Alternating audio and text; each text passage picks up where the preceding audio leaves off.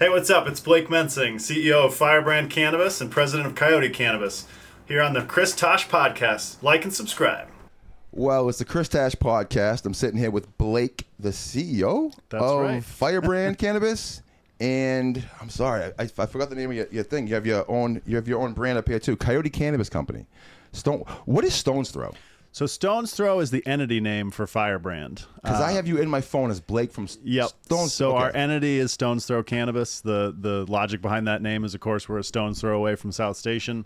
I frankly think we could call that place Weed Store, and it wouldn't really matter. But the team basically said the entity name wasn't doing it for them in terms of branding. So we collectively came up with Firebrand. Firebrand. Okay, so Firebrand, I do like Firebrand. Firebrand, when I first hear Firebrand, the first thing I think of is like product. That's the first thing I think of. Yep. I'm like, okay, so it's pre-rolls? What is it, like vapes? So Firebrand obviously has a dictionary definition, and that resonated with who we are as a social equity company. So it's basically a firebrand, someone who's got a passion for a particular cause, and they're willing to take radical action to try to make that change happen in the world. We're also, of course, borrowing a bit from slang. That stuff's fire, right? We want people to say that we only have fire. So in charge of our procurement is a 30-year legacy veteran. So the guy picking our products has been around the block multiple times, and we only buy stuff to put on our shelves that we ourselves would smoke. So Firebrand, for what itself is, now you're talking, okay, so the label Firebrand is the actual dispensary. Correct. So Stone's Throw is the entity of everything you do. So Stone's Throw owns the license and does business as Firebrand. That's a separate lane from Coyote Cannabis Corporation. So basically the common thread is me and some common investors. My background before getting into the cannabis game was as an attorney. So I did cannabis law for about 6 years here in Massachusetts. Okay. Got a lot of people their ticket to play the game, and ultimately decided, hey, being a lawyer is awful. I'd like to spend not every day talking to lawyers. I want to just get people high directly.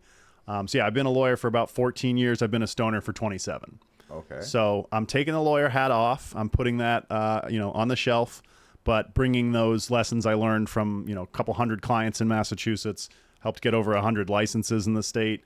And basically the regulations live rent free in my head. So anytime there's a question, for my team of, can we do this?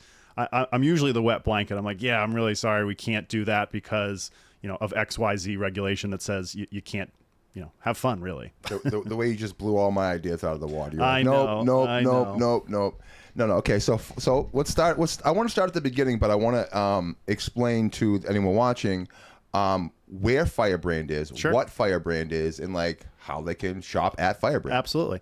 So Firebrand Cannabis is located at 727 Atlantic Avenue in Boston.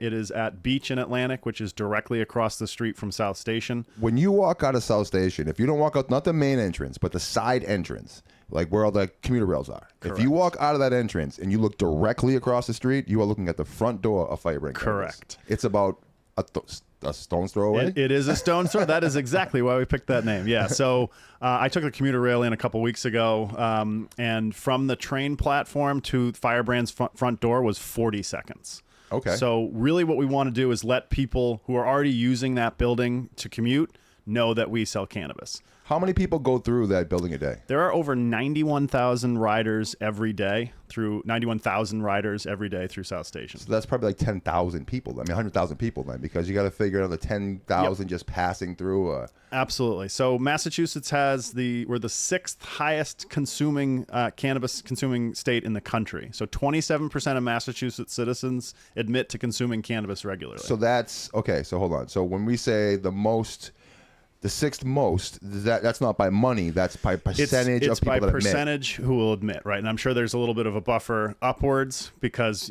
A, I've never been issued a survey, and B, are you really going to answer truthfully when you're just trying to get off the phone with someone? Probably not. How do they even get those numbers? Like, I'm not a statistician, but my understanding is you get a big enough sample size, and then you can determine that if you've talked to enough people, that's representative of some cross section. Yeah, it's beyond my. But like how. Like, what are the parameters even to like, you know what I mean? Like, how are you gonna like? You've been a lawyer for a while, so you're a pretty smart guy. I like to think I'm a somewhat intelligent guy. And when I just hear something like that, I'm like, how the hell would you even Yep. manage to any kind of survey though like that? Like we just talked to 10,000 people, and Right. like 10,000 from where? Right. And on the phone? Is it on? Yeah, I don't have. So that number came from, I think it was a Pew study a few years ago. So yeah, So even a few years back now. So you got to realize a few years back, there's a lot of people that wouldn't admit to smoking cannabis. For sure. That absolutely 100% will admit now. For sure. I've actually been surprised in my cannabis journey that, at least expressed to me, no one's been sort of judgmental directly to my face. Maybe that's because they sense that I'll, break down their arguments in detail if they're trying to give me nonsense. I've certainly battled with a lot of prohibitionists over the years. I was at one city council meeting just as an observer. This was in probably 2017 or 2018. And it was a presentation by a cannabis shop that was trying to open. And one of the city councilors raised her hands and said, well, what about all the deaths from cannabis? So I couldn't be quiet, and I was just raised my hand, nerdily. I was like, excuse me, that's actually not a thing. And she said, I don't want to get into a debate. And I was like, well, it's not a debate. You can check the DEA, the World Health Organization. It doesn't kill people. So to inject that sort of fear into a municipal process was always like, whatever your opinion is on a given fact, great. But can't we just agree that a fact is a fact? And unfortunately, we're way past that in the world. Yeah, that's not. I don't know what you. Yeah, I don't know. Sorry to break that down for you, homie, but we're at the place in the world where somebody went to school to become a lawyer. Yep. For how many years? It's 3 years in law school, but I'm a real nerd, and I did an extra law degree. So I've got 2 law degrees and a master's, and I did that all in 4 years. Yeah. 4 years of high profile higher education. Versus someone that might have researched it. I researched it. Yeah, you know what I mean. Googling isn't research, unfortunately. Well, there is that, which is super unfortunate. That's going on now too. But also like cannabis, like even just talking to you now about this feels almost weird because like it's so legal now that like it seems like a foreign time that we're talking about. Yeah. Like this is almost the first time that I've felt foreign talking about the legalization of cannabis because it's almost so legal now. Yeah. I mean, 6 years in, obviously medical's been around a lot longer. You still have towns and cities saying, well, this is a new industry. It's newly regulated. Like, let's not kid ourselves. Right. One of the things that prohibitionists like to talk about is, weed is way stronger now than it was in the 70s. Yeah. Have you noticed that a lot is different than the 70s? Like that shouldn't be surprising to you. Yeah. I also think there's a tendency to equate, high potency with higher danger. And to me, it's just like, hey, if you get too high, what's your best out? Time, take a nap, chew some peppercorns, have a cube of sugar. Like it's not something that is actually putting you in any danger. No. So when legalization happens, prohibitionists always like to point to, oh, there are tons more emergency room visits. To which I respond, great, not one of those was medically necessary. You didn't need to go. You just freaked out. Yeah. So that's why I think it's important to smoke with people who smoked before. Which is also like if you go to any emergency room, I've had a few spine surgeries, so I spent some time in some emergency rooms. If you go to any emergency room, it's filled with people that shouldn't be there. Yeah. Just shouldn't be Definitely. There. It's crazy talking about this now. And there's that part of it, but there's also the part of it of like 27% of people. Because like when I was, let's say like 19, 20, like just out of high school, whatever, when I finished, I graduated at 18. So yeah, 18, 19, like I got caught like growing weed in my house, like by my stepmother. And she kicked me out because I was growing weed in the house. And that was 20 something years ago now. Right. But now she smokes cannabis because it's legal. Yep. When I ask her why she smokes cannabis, she asks me now about her plants and if they're growing the right way, and like that's great. I'm like, this is fucking insane. A like full circle moment. You get that. You get why this is fucked up for me, right? Like I was in the street because of this shit, but whatever, no problem. But those people are all like, when you go to a dispensary, I was one of the first people with a medical card. Like my medical card, I posted it the other day, was a big fucking piece of paper. Remember the big paper ones with the writing? I had one of those motherfuckers. Nice. And the reason I had it was because I was on probation and I wanted to smoke. And I was one of the first people in the state to fight that. Like I fought it in Quincy court, multiple violations, multiple times. Eventually, like they had to the judge signed the paper and was saying like, do not violate him anymore. Like stop violating him. Like, because I was like, I had the card, I sat down my PO, and he said, like, I put more people in jail because of drugs than any other probation officer. Right, like before he said hello to me, that's what he said to me. Like the first fucking nice thing, to meet you. First fucking thing. Oh, that guy fucking hated me. Yeah. I didn't even do anything. But the point being is, we came from that to like now it's like, oh yeah, you got a store across from South Station. So 27% is still like, yeah. I'm willing to I bet the number's higher. Yeah. I mean, if you go to like my 4th of July party, yeah, there was beer, but mostly people were hitting edibles and seltzers. And yeah, I think it's just a shift in sort of generational preferences. That's 100%. That's 100% true. I put something on my Facebook the other day. It was talking about, I smoked cigarettes for 20 something years, and I quit like 3 years ago. Good. And when you smell them, thank you. When you smell them now and shit, like it's gross. Yep. And I was like, I can't believe we used to like do this shit, like thinking we were like cool, and it's like unattractive. And then someone was like, what'd she say? She was like, I don't think anyone smokes cigarettes to be attractive. And I was like, I don't think that you were ever alive in the 80s. Because that's like what everyone fucking did. Everybody smoked cigarettes to be fucking attractive and cool. Like, ever heard of James Dean? Yeah. Like that's the fucking, like, cigarettes. Everyone smoked to be cool. You know what I loved? Drank to be cool. People used to ask, do you smoke? And a lot of the response was, smoke what? Right? Yeah. You could tell someone was cool and they probably smoked weed if that was their response. I've smoked weed for 27 years. In my entire life, I've had one puff of a cigarette. It was when I was 5, and I begged my dad to give me a rip on it. So he did, and I puked all over the patio, right? So that, for me, ended my tobacco journey. I knew. I was like, yeah, that's not for me. Questionable parenting aside, it did keep me away from cigarettes. Hey, fucking 80s and 90s. How old are you? I am 41. 41. Okay, I'm 43. You say Albie's 20 years old. You saying he's in his 60s? I guess he's... Yeah, Albie's saying in your fucking 60s. 50-something. Fucking 60s. Damn, man. I don't know about that. But, okay, so... We get to Firebrand. We'll start at the very beginning. First time smoking cannabis. I was 14 years old, leaving my first summer football practice as a rising 9th grader, and I got a ride home from some older kids, and they said, "Hey, kid, do you want to smoke this blunt?" Blunt? Yep. Oh, blunt. wow, 90s. Yep. So the first blunt I had was in 97. Yeah, there was never an angel, never a devil on my shoulders. There wasn't a hesitation. I just said, "Yep, I'll try it." That was a Phillies blunt, wasn't it? I honestly can't remember that far back. It had to be. There's no other blunts back then. It was, I didn't know how to inhale properly, and everyone's like, "Oh, you don't get high the first time." I sure as shit did. I ripped that blunt. I got dropped off, and my parents were like, "What happened to you?" And I was like, "Oh, I'm just tired from football." But I've got no poker face, so they knew, I'm sure. But now I've actually done a dab with my 76-year-old mother. So I was going to ask you, do your parents consume cannabis? My mom very, very occasionally. My dad even less frequently. My dad does have an amazing story, though. He was in the Marines, and he was in the hospital right after he got out. And there was a gay gentleman sharing the same room as he was. So the gay gentleman's friends came over to visit, and they started smoking weed. And my dad in the hospital. Yep, in the hospital. This probably was the 70s, so they didn't kick him out. I've done it, but. So anyway, the guys were like, "Hey, would you like a joint?" And my dad said, "Yeah, sure." So I'll never forget. He pantomimes this every time he tells the story. So the guy reaches into his breast pocket and unfurls a silver cigarette case. So he opens the cigarette case. There's a bunch of joints. My dad grabs one, and the guy who had handed it to him said, "Oh, good choice. That one's Thunderfuck." And hearing my straight-laced Marine dad tell that story, doing that that hammed up voice just kills me every time. And the guy absolutely said that, because why would he? Oh yeah. Oh yeah. I mean, there is a strain, Alaskan Thunderfuck. So I don't know if it's that or he was just being. Yeah. It was a great fucking pick, because Alaskan Thunderfuck is that shit. What's also funny is, if you know what Alaskan Thunderfuck is known for. I don't. Alaskan Thunderfuck is known for as horny weed. Ah, well, there you go. Like when you smoke Alaskan Thunderfuck, it's supposed to make you horny. Interesting. Well, luckily my dad didn't tell me any ending of that story that would scar me for life.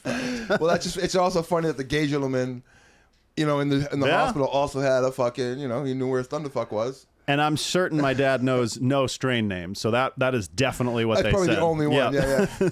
Yeah. Alaskan Thunderfuck is a really good. The only time I've ever gotten that was out in Vegas. Okay. It's hard to find. People always ask me, "Oh, what's your favorite strain?" And my answer is just yes. I've never been, growing up when I did, the choice was, did the guy have it or not? And you bought it or you didn't. So there wasn't a whole lot of shopping instinct when I got weed as a kid. And now, honestly, there's 8 gazillion strains. So I have a great memory for certain things. For whatever reason, strains just don't stick in my brain. Even now that you like run and own a dispensary. Even now, yeah, you'd think I'd know our entire menu off the top of my head. I don't. My brain is linguistically oriented. So there's just too many names involved for me to understand how to categorize them. But I know what good weed is and I know what I like, but I've also never said, oh no, I won't accept that weed. Even bad weed, it's like, oh, it's like gas station pizza. It could be better, but it's still pizza. Still now though, it's like I'm at a point though, and I feel like a fucking weed snob, and I know it's because I have access to a lot of shit. I've also been in the weed game one way or another for quite a long time, and at this point in time, like I know a lot of the growers, I know a lot of the people that own the shops, dispensaries. I know people that own the grows. There's not, once you get to a certain level, there's not a lot. It's kind of concentrated. Absolutely. You know what I'm saying? So you kind of know everybody, and everybody wants you to smoke their shit. Absolutely. If you meet a grower, if you guys ever meet a grower in real life, they're gonna give you weed. Yep. They're gonna hand you fucking weed. Like, oh, fucking hold on. Yep. Hold on. Have you tried this? Hold on. I got some in this pocket. You try this, and you're like, they won't even label it. You just got to walk out like, all right. Yep. Fuck, I got to figure this shit out. So you get like really, really, really good weed, like the best weed in the world. Definitely. I've had some crazy weed in California. I think Maine has some killer growers. But I'm saying, like, you have access to that, so it's like you're getting the best weed in the world, right? I mean, I don't want to say, like, when I say that, I feel like, oh, I'm being facetious, or I'm being like, like some kind of like, I'm making it up. I don't know the word I'm trying to use right now, but I'm exaggerating. Mm-hmm. Mm-hmm. Well, like I said, compared to the 70s, every strain of weed out here, would knock that stuff out of the park. So yeah, I mean, just over time, the breeders start getting, sort of hip to what does what, given phenotype. Yeah. When you know certain guys too, that like fucking like the way that your brain works linguistically, you said. Yep. There's guys that their fucking brain just works. Oh yeah. Like they look at a plant and like they just. Yep. It's like Spider-Man. It's just I don't even know how they fucking. Well, I'm a guy who's killed cacti, right? So I have the opposite of a green thumb. And I did one home grow when legalization happened. I jumped literally into the deep end. I did deep water culture for my first grow, which was really stupid. Yeah, I can't imagine. And what I've learned is I think growing is more like baking, right? You got to be really precise, and you can't just wing it unless you've done it for a really long time. And I'm a good chef. Like, I'm a terrible baker. I gotcha. So it's like, no, that's a good metaphor. It's also like you have to want to do, like you have to love. People go like, oh yeah, because I got my hands in cannabis all over the place. And people will be like, oh, did you grow? And I'm like, are you fucking crazy? Like, who's got time for that shit? Like, you've obviously never met a grower before because those guys don't look like me. They have a certain look to them, a certain dress to them, a certain smell to them. A cadence. Yep. They're dirty and they're fucking growing weed and that's what they fucking do. And God love them for it. And you need like they're fucking that's their shit. But you like man, it's so advanced now with where it's come from. But that's why I think it's important when you go to a store. Right. There's obviously big players in the world that you'll never meet the owners, and you can probably assume correctly that the ownership isn't in it for the love of weed. It's to make a buck. And I'm not anti-capitalist. I certainly want to make money. But as I said earlier, if the weed isn't good enough for our team to smoke, and in particular our procurement manager to smoke, it's not hitting our shelves. So I don't care if it comes with, an unlimited marketing budget. If it's crap, that's not worth it to us. These marketing budgets are like, it's interesting. Now back to back to the weed snob, because when I do find people with like that weed that isn't like the best, like I'm actually at a point where like I'm almost like I don't like pass weed that much anymore because like there's weed around. It's not like it used to be back in the day when no one had any fucking weed. But also like when I'll pass on stuff and be like, nah, I'm good, thanks. Like I got my own. You know what I mean? Like, so I do kind of. Were you the guy in your friend group who they always look to get weed? I was the guy in my friend group that always could get weed. And also, like, I always had, like, a stash. Okay. Like, because, like you said, back in the day, it wasn't, what kind of weed do you have? It's, can you find weed? Is it available? Where is it? When can I go get it? Yep. Like, I had to go 2 towns over, me too. 3 hours, 2 train rides, this chick I didn't want to talk to, some dude I didn't want to deal with. 4 hours, 5 people to get a fucking dime bag. That's right. So and then to repeat that process every fucking day was insane, but would do it every fucking day. So what I would start to do is I would like get the bags and I would break off another bag and keep that to the side. So then when everyone was like, "Oh, I wish I had some weed," I was like, always the guy that like boom. Absolutely. My friends would always look to me, and I didn't move weight or anything in high school, but I always seemed to find it because I was usually the one who wanted it. And whether it's medicinal for me or not, if I don't have weed at night, when I put my head on the pillow, my brain goes, "What didn't you finish today? What do you have to do tomorrow? What did someone say mean to you in third grade?" It's just like, hey, brain, I need to rest. So, see, like we haven't spent a lot of time with one another, but I mean, I am probably one of the most hypest fucking people. It just never stops. It's always fucking going, and I think the same thing. I think if cannabis medicinal or not, I don't know, but like for me, I don't know, and I know it. I know people that's cured their cancer. I personally know people that has cured their stage 4 cancer. Mike Robinson, look him up. 4 times he's beaten stage 4 cancer. Nothing but cannabis. Wow. Tommy Chong beat fucking cannabis, cancer with cannabis. Wow. Tommy fucking Chong. Wow. Tommy Chong. He went to jail for the bongs. His cannabis came back. He went out of jail because he did his time, and he started taking his fucking RSO again. His cancer went away. Amazing. That's simple. It's not like a fucking. This isn't like a. And cancer obviously is different things and blah blah blah blah blah. We all get that. Not the cure all, but it sure is making fucking headway in that space. But as far as I'm concerned, yeah, man, my brain doesn't. Absolutely. It brings me down to like an 8. Yep. No, I'm a naturally caffeinated person myself. Rightly or wrongly, I'll stay up really late just because that's the only time I get after my kids are asleep, right? So yeah, when I smoke weed, my goal is like, I'm not one of these micro dosing people. No. Every time I smoke weed, I'm going for the high score. Yeah. I'm seeing if I can turn my brain to just flatline. I'm there, but not there kind of thing. So that's frankly why I gravitated to dabs a couple of years ago. Just more efficient. Coyote Cannabis Corporation was started explicitly to try to fill the quality void in terms of hash rosin. Okay. So we're a little bit ways off from getting open, but what I want to do is share, the rosin that to me is textbook rosin versus what the bigger companies do. They treat it as an afterthought. And I think the bigger companies will also say, well, why would you make a product that, you make 5 or 10 or 25 cents less per unit? Because it's delicious. Because it's the pinnacle of, art and science, in my view. Once you go back to capitalism, like, we're getting to a point that it's almost like there's no more corners to cut. Right. You know what I mean? Like, there's you can't pay people less. You can't take any more employees away, and you can't cut any more corners. The product used to be this big. It's already this big. It's made with wood grain pulp, not made with chocolate anymore. It's like, well, the thing I always think about is, marketing is enough to get someone to try anything, right? A good marketing campaign, I'm going to try that. If it's not good, I don't care what your campaign is, someone's not going to come back. Yeah. And obviously there's a threshold there. Yeah. So for me, I think a lot of the cannabis market is what I call the sort of fat middle of the market. That is kind of akin to the Bud Light of weed, right? It's available. It's nothing special. It's consistent. It's just not going to knock your socks off. That there's clearly a market for that in alcohol. Well, most people should have. See, okay, that's another misconception with cannabis too. Is you said you're trying to go for flatline. You're trying to knock your brain out every time. I'm the same way, especially after a long day. But people that aren't like cannabis smokers, like what the fuck are you guys doing? Like, why are you doing dabs and hash rosin and live like, smoke a joint. Smoke a fucking joint. No, it's got to be 38% THC and like. Right. So when you go to a bar, do you walk up and go, "Give me 5 shots of fucking." That's right.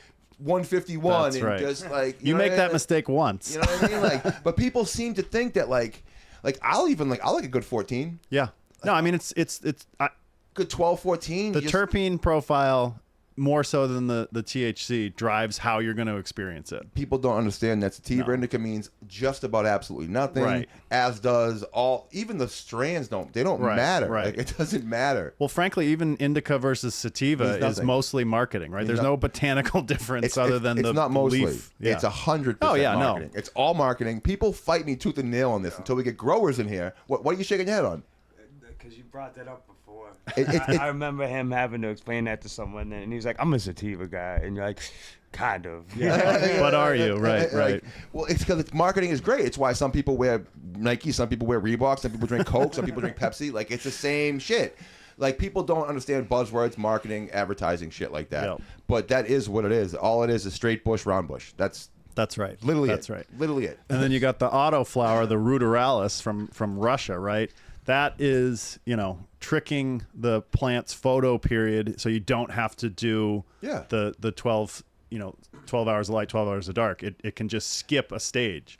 So I get that for commercial purposes, but it seems like it's almost cheating. It's like all of that shit is like once you come to a point that how much money do you?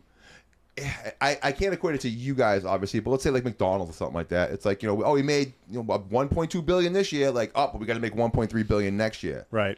Why? Right. Why can't you just make 1.2 billion again? Like right. That's a lot of fucking money. Like I think perspective matters a lot, right? If you say, if you create a company that's got huge money behind it, then the only metric is, quarterly profits. And, like you said, what corners do you cut to squeeze every penny out of it?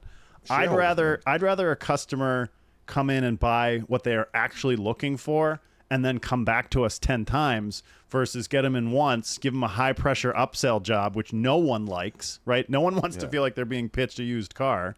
Exactly. It just doesn't feel good. So answer questions if they have them, but don't force them to buy things that aren't moving off of your shelves. And obviously there's ways to play with pricing where it can do that organically without having to upsell. But yeah, really, truly, we just want people who are in the South Station vicinity to come by, build it into their daily routine. We're focusing a lot of our marketing dollars on commuter communities that don't allow cannabis stores, right? You hop on the train in wherever and it ends at South Station. You can't get home and buy near where you live.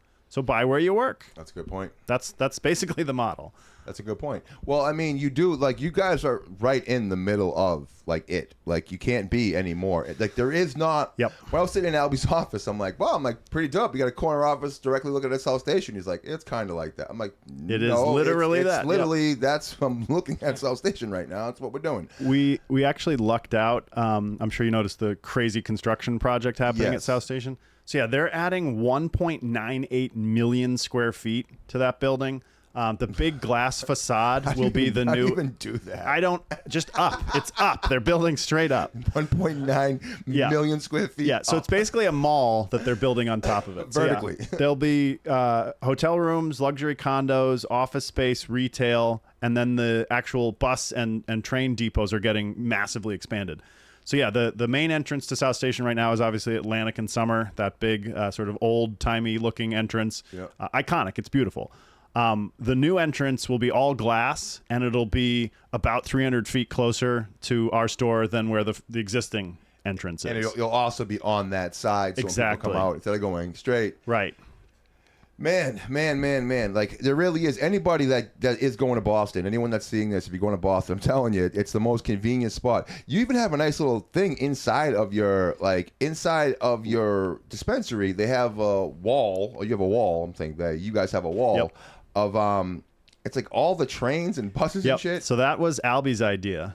Again, we know exactly who we're trying to cater to, and that's the cannabis consumer and commuter. So yeah, we have live train schedules right in there.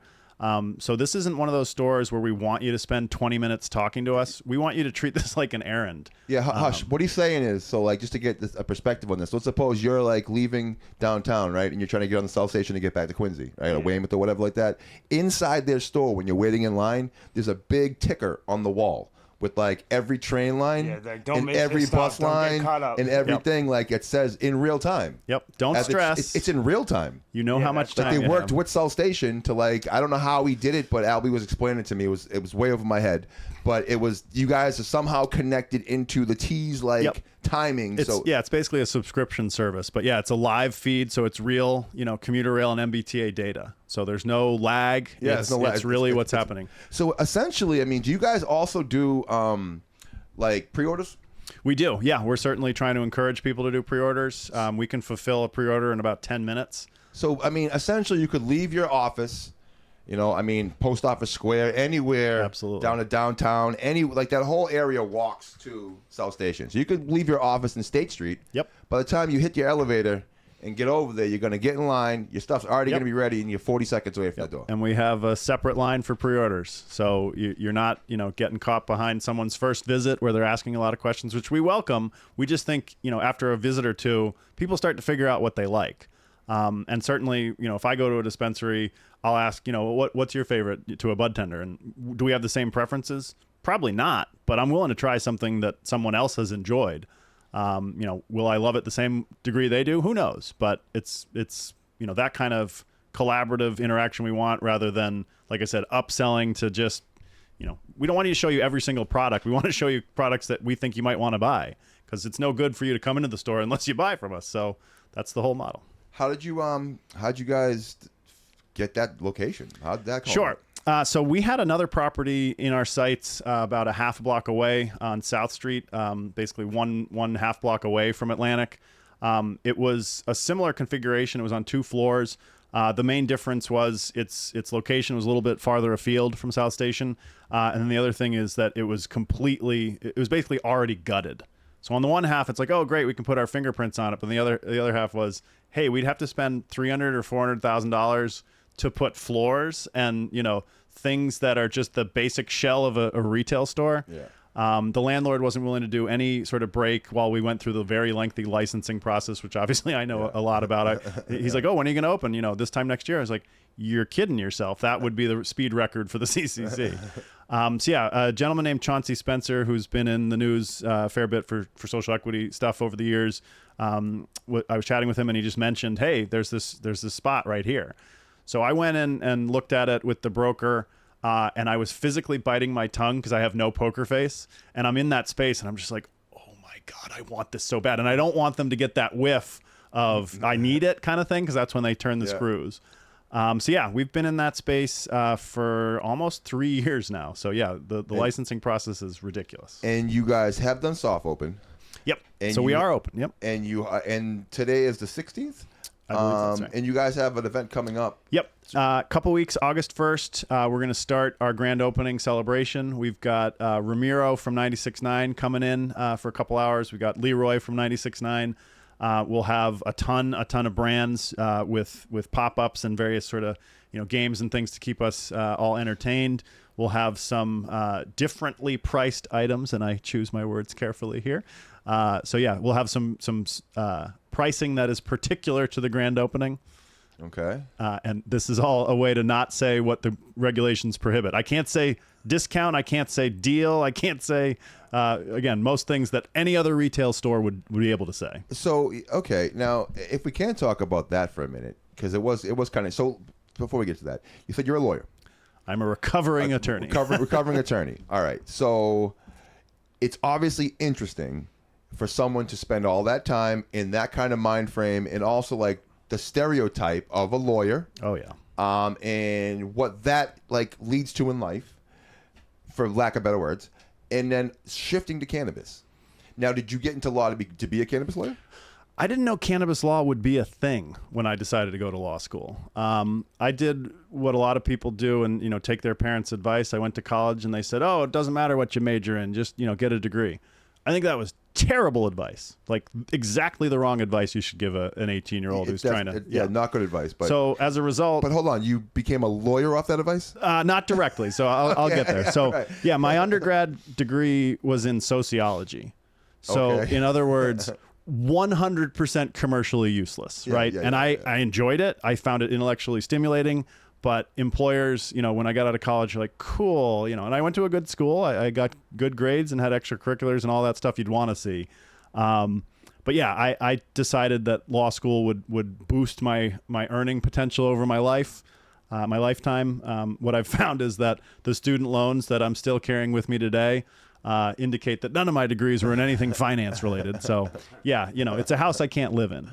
But no, I went to law school originally. I was very idealistic. I wanted to try to save the planet from climate change. And what I learned after, studying and frankly not even getting interviews for environmental law jobs was that we're doomed as a planet and a species, right? We're not going to change enough behaviors in time to alter the course of massive shift in the baseline temperature on the planet. So I decided I don't want to spend a career of 40 years banging my head against the wall with nothing to show for it. Smart. When, there's other things I'd like to do. So yeah, I've been a lawyer for a couple of years. When cannabis became legalized in Massachusetts, the first thing I said when question 4 passed was I told my wife, I want to open a store. And, you know, I've smoked weed with her plenty of times, but she was kind of like, what? No, I don't, like, that's not what I want in life. And, you know, anyone who's married and been in a long-term relationship, you have to pick your battles. Yep. So I didn't pick a battle on that one. I was like, she seemed pretty certain she didn't want me doing that. And of course, my instinct as a lawyer is to try to argue. And I was like, well, wouldn't you be proud of me if I was a liquor store owner? And she was at least intellectually consistent. She was like, no, not at all. I was like, oh, okay, fair. So yeah, then I had just some steps in my legal resume that were really queued up to do what I did for clients. I was a municipal attorney for 3 years, so I'm actually a guy who's written zoning bylaws and advised the people making rules or making decisions based on rules that are already on the books. So yeah, cannabis came legal, and the conventional wisdom was that the municipal step was where the rubber meets the road, and I was like, oh, well, I speak local, I speak weed, and I speak law. And then I think I was successful in getting clients because I am pretty different than most lawyers, I'd say.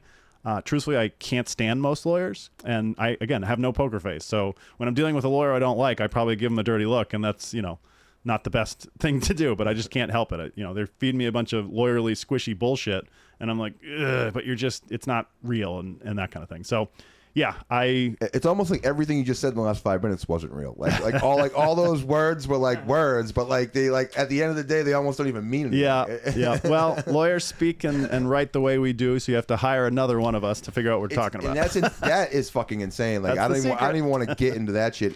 When you start dealing with courts, like in civil and fucking in family court, just any court, they're all fucking nightmares because everything's written in a way that I'm a pretty intelligent person, and I'm spending hours working through things. Yep. I mean, it's by design, right? It's to, they call it passing the bar, right? I don't know if you know the origin of that. So the bar in a court is the at the front.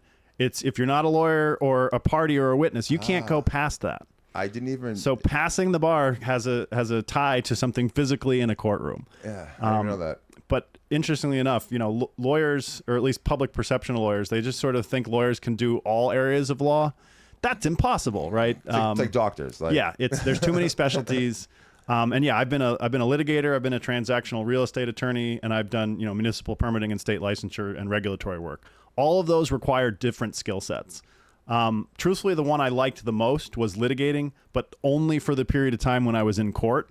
But that's like 5% of what you do as a litigator. The rest is fighting with lawyers, whether on the phone or in writing, and it's just like life's too short for this. So my sincere goal is really, truly to get as many people high in one human lifetime as is possible. That's what I want to do. When did that become your goal?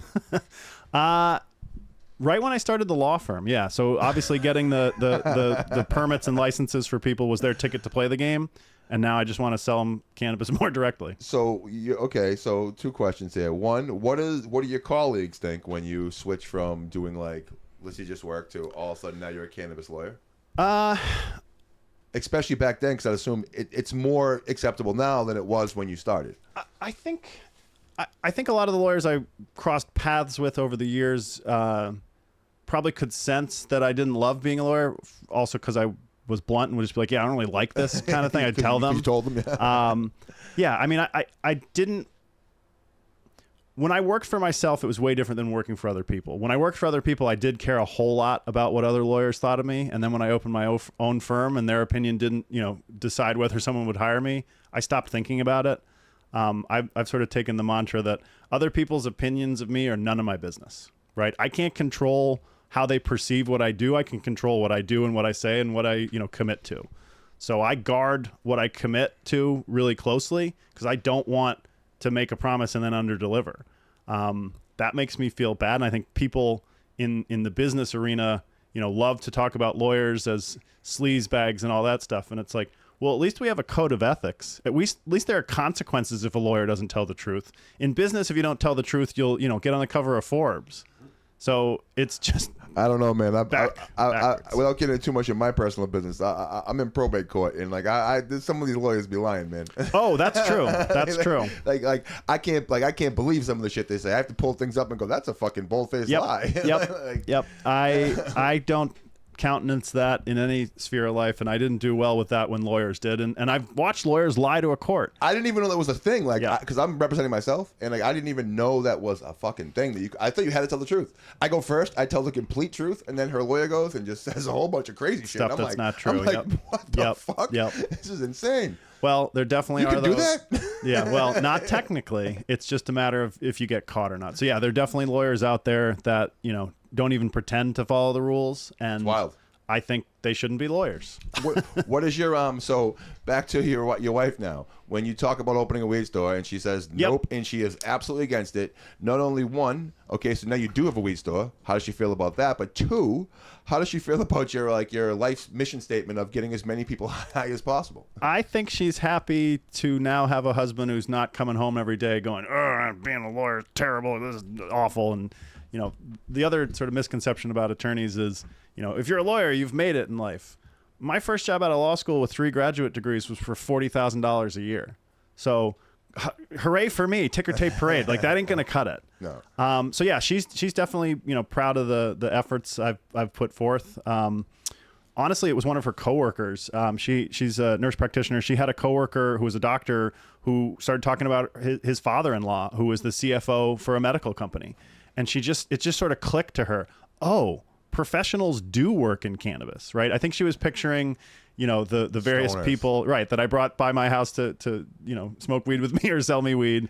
And we fit a type, but Well, the thing about that too is, to be honest, and this show is one of the things that I am proud of, actually, is everyone that sits in that chair right there is very accomplished.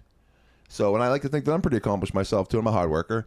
And I think cannabis gets a stereotypical bad rap of 100%. laziness. I think lazy people are lazy. That's I right. think that's it. I don't think, because I know people that smoke, wake up in the morning and smoke all the way to they sleep.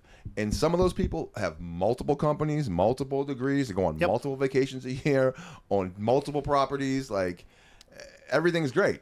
At all the community outreach meetings I did over the years, there was a lot of that sort of stereotypical baggage that people would try to put on my clients.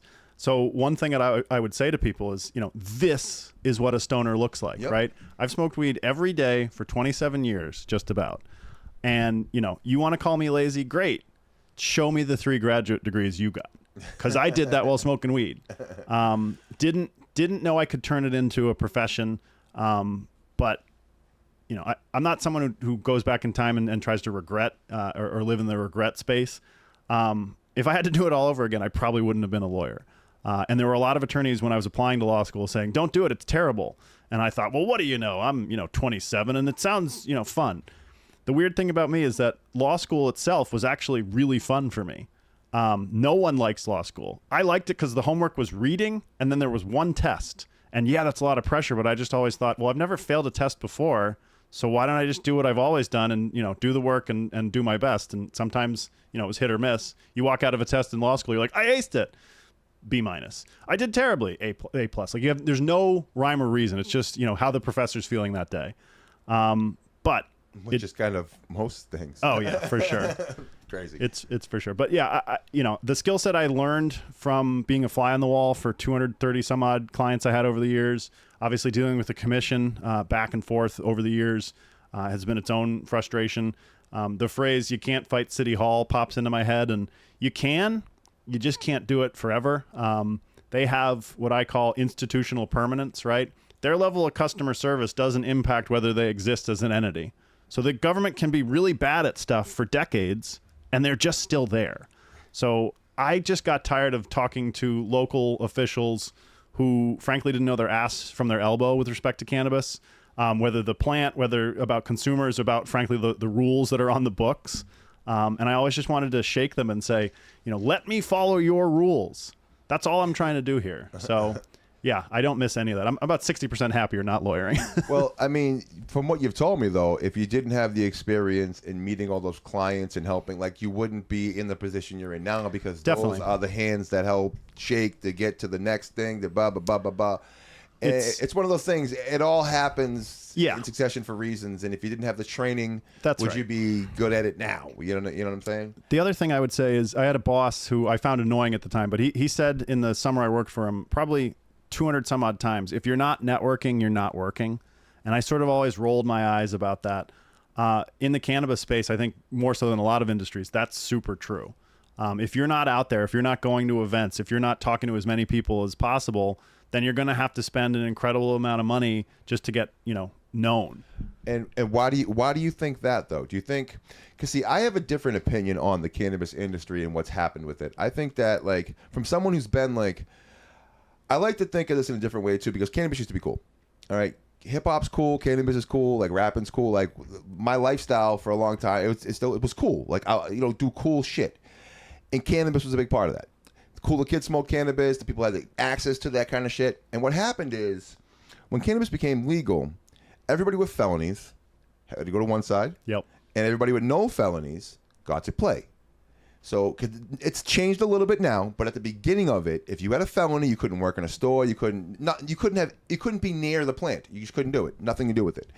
And unfortunately, fortunately, most of the people in cannabis that grow good cannabis, that know good cannabis, that have been around good cannabis are felons because weed's been illegal forever. You know what I'm saying? So what happened was the uncool kids got to go and establish market. There's no culture there. There's no culture in that market. Yep. It's all stale, just boring, fucking like it's just boardroom cannabis, right? When you workshop your cannabis strategy without paying attention to who consumes it, I think you're missing the mark. So I had a few people ask me, "Oh, will you just represent anyone?" And my answer was no. I wanted to represent the people, and I did for the most part represent people who actually cared.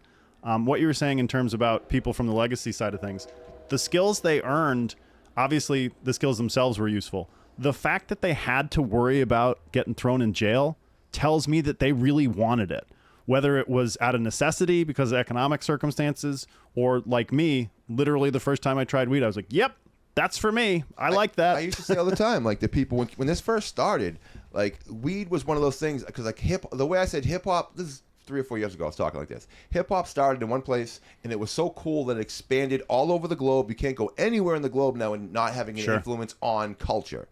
Cannabis is even cooler than hip hop. People would go to fucking jail for cannabis. That's how cool fucking cannabis was. And then somehow 5 years later, it became stale and boring. Yep.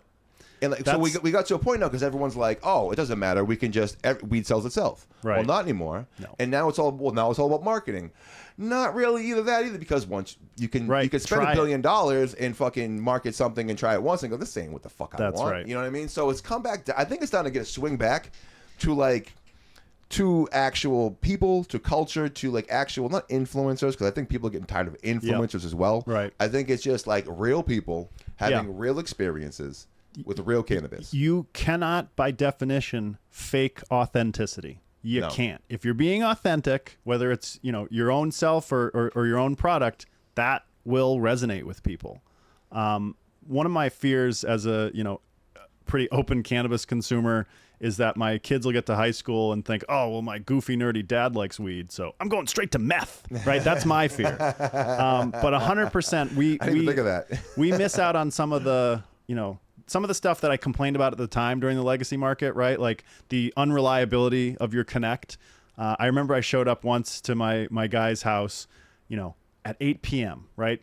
He starts screaming at me. This guy was like 6'6". I'm 6'2", so I'm usually not feeling short. This guy was screaming at me, like, what the hell? You can't just show up here. So I don't show up places uninvited. I just was like, yeah, man, you texted me to be here at 8. It's 8. Like, why is that? And he apologized profusely and all that. But I understand the sort of back alley vibe. I think some of that is lost in this. If I hear another person say I want to have the Apple Store of weed, I might rip my eyelids off. Right? Yeah. That's not built for a cannabis consumer. And I'm not saying you have to have only Bob Marley playing and tie dye on the wall to be a true stoner, but you have to love the plant first, in my opinion. You have to actually know what the fuck it is too. Like it's all glass and straight lines and flat angles and corners and neon lights, not even neon lights, fluorescent lights, and it's dead space. And there's a lot of over-engineered cannabis stores. Our store, like I said, was in a better starting point than the first property we had. We also got a quote for custom cabinetry And it's like going into a reception hall and letting the word wedding slip, right? If you say weed, all of a sudden the green tax gets applied. So yeah, this was a company that does custom, dispensary build outs. So we thought, yeah, this is someone we should hear a quote from. For our store, which you've been in, they quoted us between $85,000 and $130,000 for the display cases. And my partner and I were just like, what? No one shops at a cannabis store and they're like, oh my, the cabinetry is not like, what are they talking about? Why could it possibly cost that much? So we found a jewelry store that was moving, bought their whole, 120 some odd feet worth of display cases. And, we were under $20,000 to get them professionally refinished. And, are they the Taj Mahal of display cases? No. But they're perfectly presentable, perfectly functional. No, they're fine. Yeah. What I think is actually cool about that when I saw it in your guys' store, and I've going to other stores as well, that's another thing people don't understand too.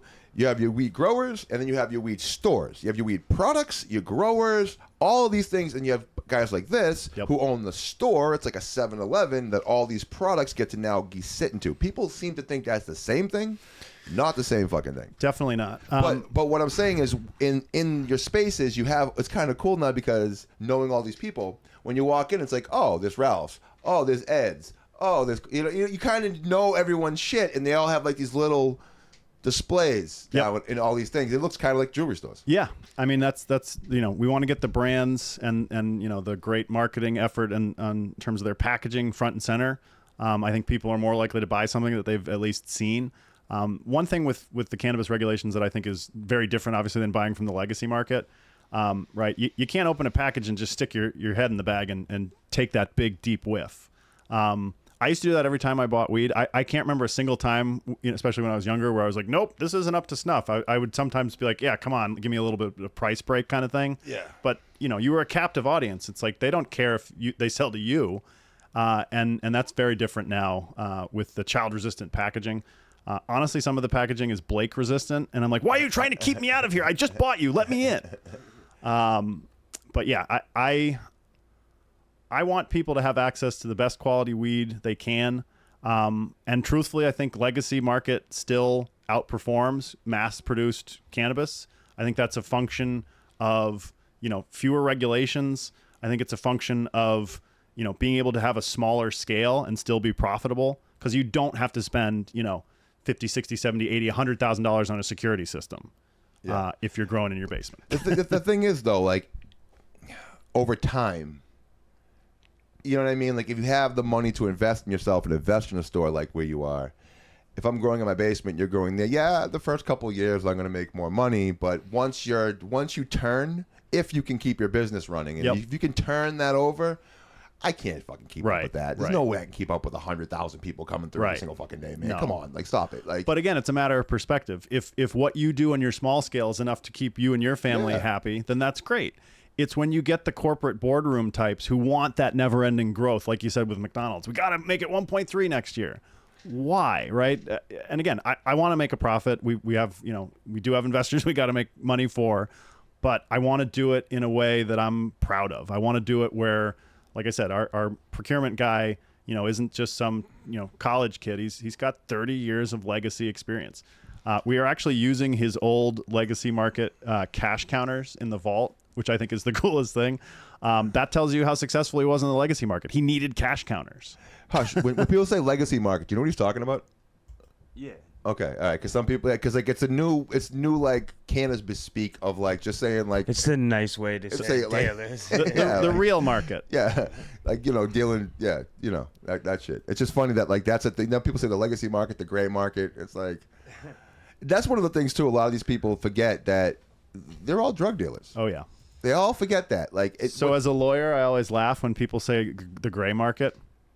It's not gray. It's not gray. It's 100% illegal. You're not fooling anyone. Yeah. But cool. I don't care if you get caught or not. But stop calling it the gray market. It is black and white illegal. It's black and white. I never even heard that. The gray market. Oh yeah, that's what they call it. The gray market and the legacy market. I like the legacy. Like I wasn't a drug dealer. I was a legacy market. Yeah. What are we talking about? Legacy market.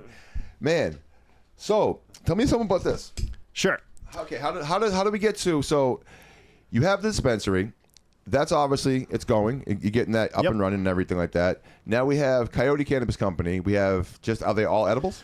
So we are primarily a rosin company. We just haven't yet gotten our facility open. One of these weird things. child resistant, exactly. Got it. So yeah, we did a white label deal with Mass Alternative Care just to get our products on the shelves faster than their licensing process would allow. So again, as a lawyer, that is kosher. It's under their license. It's just our branded packaging. So yeah, we want people to get the best quality they can. I bought rosin probably 4 or 5 years ago at a dispensary, and I brought it home. It was fudge colored, right? It was wrong on every level. I actually did do a dab of it and then threw the rest out. It was that bad. So to me, rosin is letting nature speak for itself. Why is that? Because it's the least sort of chemically processed concentrate out there, right? You got your BHO, your CO2, you got your ethanol. There's a process involved at the back end of that where you're baking off solvents. To me, as someone who typically likes, inhaling, that sort of, I have a mental block on that. It's like, I know they bake out the butane, but like, is there any left? It just sort of creeps me out a little bit. You can taste it. Oh, absolutely. There's also a different lung feel for me. Like if I do, a big dab of a BHO. Do people still do BHO? It's out there for sure, yeah. I mean, that's like old school, like fucking. That's legacy market. That's definitely. And that didn't do the industry any favors when bigger operations like that would blow up. They're like, oh, the children. What about the children? Anyway, you shouldn't have them in there. But yeah. So yeah, I think rosin is nature speaking for itself because the solvent involved is ice water, time, heat, and pressure. Right? There's no CO2, ethanol, anything that you need to be super concerned about remaining. And I just think flavor-wise, it's just head and shoulders above any of the other concentrates. So you're running that through like the bags, the ice water bags and shit. Yep. So it'll be traditional bubble hash making. I love bubble hash is my. Oh, it's a good bubble hash when someone's done it the right way. When it's like that fucking absolutely powder, it's like that's my absolute favorite. So we take that and just take it one more step and turn it into rosin. So we'll have carts, we'll have premium infused pre-rolls. And yeah, that is, it's been a long time coming. We actually, we're about 95% done with our first facility, and our neighbor said, can we buy you out of your lease? We want to take your space and use it for our purposes. They were another cannabis company. And my brother and I, he's the CEO, we were kind of like, yeah, I don't really want to do that. So frankly, we put FU numbers on the table. And they did it. They said yes. And gotta do it. The number we put up there was like, there's no way. No way. So we essentially started over. So after losing our original space, I was like, oh, great. Well, how am I going to, fund the build out of a much bigger facility? So we're in a 12,000 square foot warehouse in Uxbridge. And what I realized was, hey, I have something of value. So this was, I think, 2021 maybe. I sold my original 2 licenses for Coyote. And that helped us do the majority of the build out for where we are today. Those licenses today, I wouldn't get anywhere near the same amount, but that's the whole, basic economic theory, right? There weren't that many licenses out there. And when you buy someone else's license, you're shaving around a year off the process. And obviously time is money to some people. That's crazy that they let you sell licenses and stuff too. It's just everything about it, just as an outsider, it's just like ick. It's just designed to make people fail unless you're someone they don't want to fail. That's right. Well, my big bone of contention with the commission is they spend so much time patting themselves on the back for what they've done. We're propping up this new industry. No, you're regulating an existing industry, and you're doing it with, a lot of mistakes. I guess I just don't get too, like, if you go through like a 5-year process of getting a license and them investigating you and your bank and your thing and your, and at the end I can just sell it to you, or sell it to me. It's like, what the fuck? So they do make the purchaser jump through similar hoops. So it's not like they can just do it blind. Actually, Curaleaf got a $250,000 fine when they changed control for a license they acquired and didn't go through any of the steps. And I'm just like, but you're a Massachusetts-based company. And, ignorance of the law is never a defense. So, do I think that amount of fine made little sense? Yeah, I think that was way too high of a fine in a vacuum. I also think a company as big as Curaleaf, they just write off a $250 fine as it's the price of doing business. Yeah, see, that's another thing too. People know that there's money in cannabis, but they really just don't know how much money is in cannabis. It's it's astronomical. Like it really everything is extremely expensive. Like I said, we held our real estate in Boston across the street from South Station for almost 3 years before we could make our first sale. Yeah. So landlords don't let you use their address for free, folks. That's not going to happen. And without even having to go into numbers, I'm sure it wasn't a couple $1,000s. You know what I'm saying? It is market rate Boston rent for that location. So mercifully, we're not being charged, I don't think, a cannabis tax. I've seen facilities that are smaller than ours for, double our rent. I also think a lot of people in the early days operated under the "if you build it, they will come" theory, right? And that's where you get real, retail stores at the end of a industrial park. That's not going to work when you got where we have now today, almost 400 stores. So, obviously the adage in real estate is location, location, location. That's why we picked where we are. Boston has a rule that no store can be within half a mile of us unless they get a variance. So we're on a little bit of an island. So the Cannabis is the closest one. It's a little bit more than a half a mile as you walk. Yeah. Okay. All right. Because that's. Yeah. Wow. Crazy, man. Crazy. So how'd you meet Albie?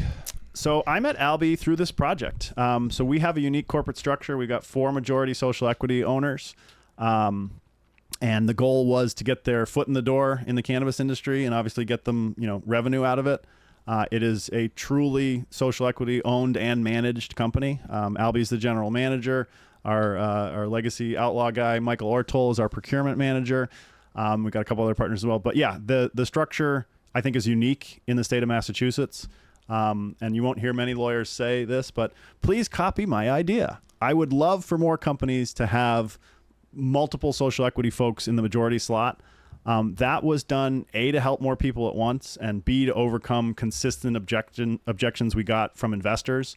I helped lots of social equity and economic empowerment folks, and sometimes they would ask me to be on an investment pitch. And it would always break down when I had to explain that the regulations, dictated as a social equity company, the person who holds that designation has to own 51% of that company. So when investors deciding to write a 6 or 7 figure check for someone they don't know, likely, it just gives them pause. And it's like, wait, I can truly never have control.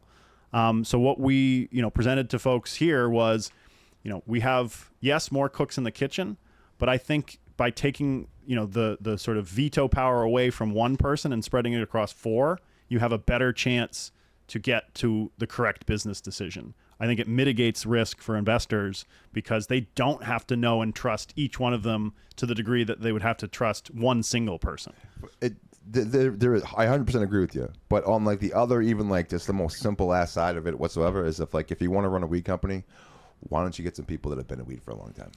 I think that is eminently logical. Yeah. You know what I'm saying? And again, that's how you don't have the sort of boardroom designed things that I think will not succeed long term. It's like what you have to understand too, when maybe the college education doesn't fit there. Like maybe the skill set there doesn't fit there. Maybe that is a different, leaders should know how to lead, and different people have different skill sets from different. What I've learned through all this is there isn't one human being, myself included, who can handle every aspect of a cannabis business by themselves. It is literally impossible.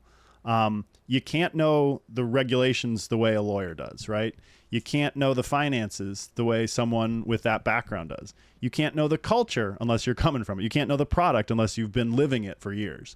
So that's why I think our team is super strong. Obviously, I got the regulatory stuff that's in my brain. We got Albie, who's been in Boston for ages and has his own sort of mini cultural following, which I think is really cool. We got Michael handling the product procurement. We got a data analyst on our team, on our ownership team, who crunches numbers in ways that make me feel super stupid. And I don't often feel stupid, but when I do, it's times like that. So the well-roundedness you need to bring to the table to open at all is astronomical. To succeed once you've opened, I think requires, obviously marketing skills, whether that's, a hired gun or having someone in-house that has some instincts for that. Obviously, in today's world, you got to have social media that just, pumping out stuff and ideally content that's, not easily skippable or something that's worth a damn. Yep. Okay, fun questions. Best cannabis song to smoke to? Best cannabis song. The old Sublime "Smoke Two Joints" comes to mind. I'm definitely like a Toots and the Maytals fan. Toots and the Maytals. What is that? Old school reggae. Okay. All right. I'm honestly, knowing you're a music guy, I'm not the kind of guy who, like, if I don't listen to music for a day, I don't notice it. And I know some people are like, how can you live like that? I don't know, but I just do. So yeah, music is not the thing that motivates me. But you were 16 years old once, and you were fucking burning it down, and you did put some music on. Oh yeah. Well, one thing we have with Coyote is we have a deal with Inspector Deck from the Wu-Tang Clan. There you go. So he's an investor, as well as we've got a brand licensing deal with him. So yeah, this is a slightly embarrassing story, but I have no shame, so I'll tell it. So I got to meet Inspector Deck. I was at his house. He used to live in Boston, and I gave him his first ever rosin dab.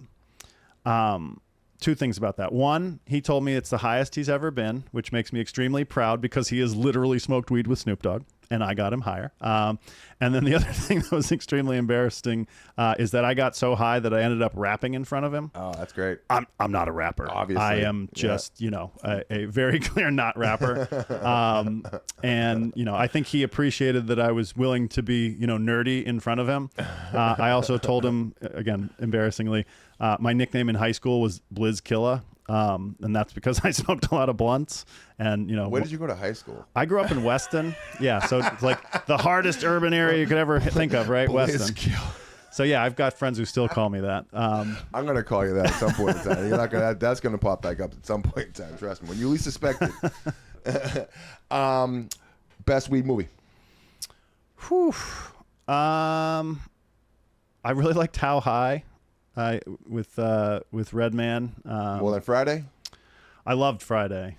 That was great. Half Baked. Half Baked is the classic. I went and actually saw Jim Brewer as a stand-up. I'm not a huge stand-up guy. This is a terrible joke, but it always just gets my dad's sense of humor. And he said, "What's this?"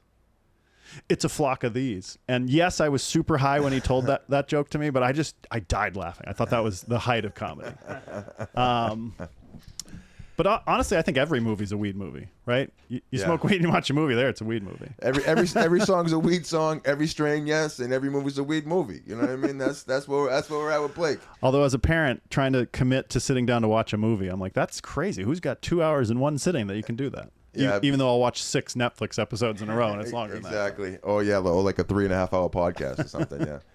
So Blake, Coyote Cannabis, Firebrand, yes, Stone's sir. Throw. You want to tell these people in this camera right here where they can find you guys, the exact address, absolutely, everything. Check us out, Firebrand Cannabis. Our website is www.firebrandboston.com. We are located at the corner of Beach and Atlantic, right across the street from South Station. Our address is 727 Atlantic Avenue. We're doing a grand opening event Thursday, August 1st. We'll have Ramiro from Hot 96.9 there. We'll have some events, some cool things going on there. We'll have some uniquely priced items on that day. So please come check us out. If you commute through South Station, we got to be your dispensary. There is no place closer than Firebrand Cannabis. Yeah, man. I've been in the store. The store is a beautiful store. I'm telling you, if you're going to South Station, if you're going to Boston, you're commuting, you're going to go out to spend the day. I'm telling you, it's right there. They get all the stuff. It's go support some good people, man. You already know the deal with us. Fuck Kurt Schilling. Oh, yeah, I'll tell you all about that. Fuck Kurt Schilling. Marty forever. Sense lives. Peace.